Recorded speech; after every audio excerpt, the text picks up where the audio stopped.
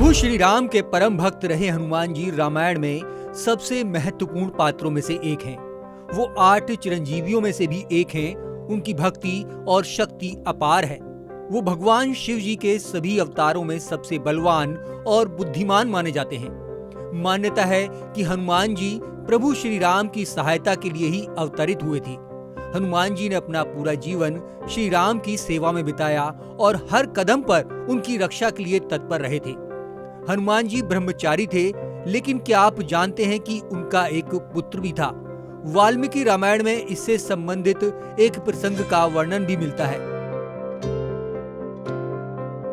पौराणिक कथा के मुताबिक हनुमान जी के पुत्र का नाम मकरध्वज था। उसकी उत्पत्ति की कथा बड़ी ही रोचक है। पौराणिक कथा के अनुसार हनुमान जी लंका जलाकर समुद्र में आग बुझाने को कूदे थे। तब उनके शरीर का तापमान बहुत ज्यादा था। जब वो सागर के ऊपर थे तब उनके शरीर के पसीने की एक बूंद सागर में गिर गई थी, जिसे एक मकर अर्थात मछली ने पी लिया था और उसी पसीने की बूंद से उसने गर्भ धारण किया। एक मछली से जन्म लेने की वजह से हनुमान जी के पुत्र का नाम मकरध्वज पड़ा।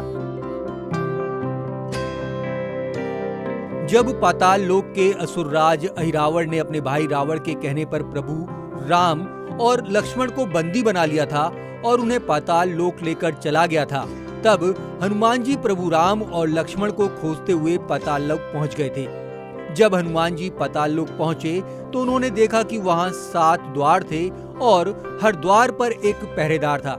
सभी पहरेदारों को हनुमान जी ने हरा दिया, लेकिन अंतिम द्वार पर उन्हीं के समान बलशाली एक वानर पहरा दे रहा था। वहां हनुमान जी अपने जैसे पहरेदार को देखकर अचंभित रह गए थे। वो पहरेदार कोई और नहीं बल्कि मकरध्वज थे। उन्होंने खुद को हनुमान जी का पुत्र बताया। हनुमान जी इस बात को मानने के लिए तैयार नहीं हुए। तब मकरध्वज ने अपनी उत्पत्ति की कथा हनुमान जी को सुनाई। मल्टीमीडिया डेस्क, जी UPU के डिजिटल।